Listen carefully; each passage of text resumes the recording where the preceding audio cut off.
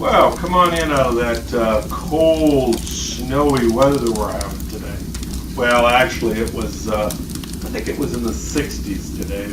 Probably going to be in the 60s tomorrow. But anyway, come on in. Let's take a look at your inspection report. So stay with me.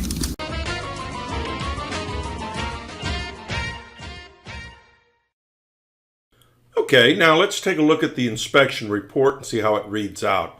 This is a generic report. This is exactly what you will get, only your information obviously will be filled into all these blanks. The upper right-hand corner of the report is the legend. Each one of these initials pertain to something. A is consistent with the age of the chimney. B, see comments below. C, repairs needed. D, need further evaluation. Or E, not applicable. And they're placed into the boxes next to the parts of the chimney that can be easily identified in this diagram. And then, of course, you'll find my comments here below. Now, let's take a look at your personal report. So stay with me.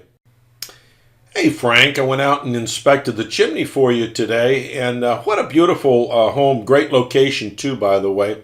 Let's go up on top so we can see that it has a chimney cap. This one's on the fireplace side, this left side. And on the right side, in this image, is actually a roof vent that they've stuck over the furnace flue. So I don't know, that would be something you'd have to take up with your HVAC professional, how that all works out. Cracks in the crown, when we chatted on the phone, I thought that there were some. You have to understand, I look at a lot of chimneys, and I'm talking to you while I'm going down the road. So, not seeing any cracks in the crown up here. I think the crown looks good, so I'll certainly give you a pass on that.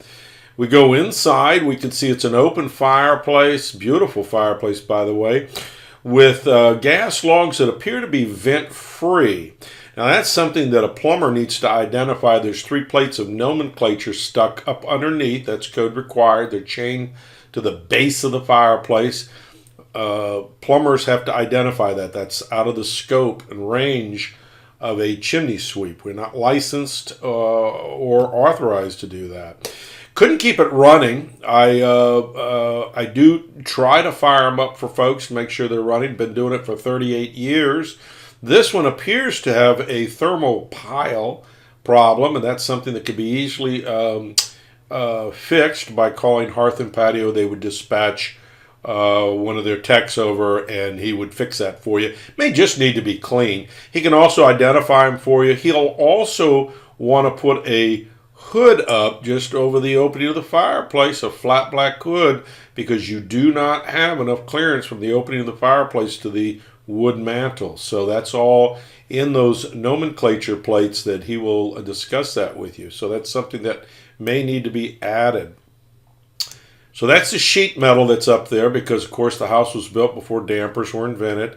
But when you remove the sheet metal, you see how rough it is and how much mortar is missing up in the smoke chamber area. You can't use this for wood burning or vented gas logs. Remember, vent-free produce no carbon monoxide. Vented produces tons of carbon monoxide. So we definitely want to make sure we stay in the vent-free area. This is what the flue system looks like. Missing a whole flue section in here. You can see the holes and the missing mortar. This would not contain, here's a close-up of it, would not contain the gases of combustion. This is an illustration to kind of illustrate that for you. So just to recap, vent-free gas logs are your best choice.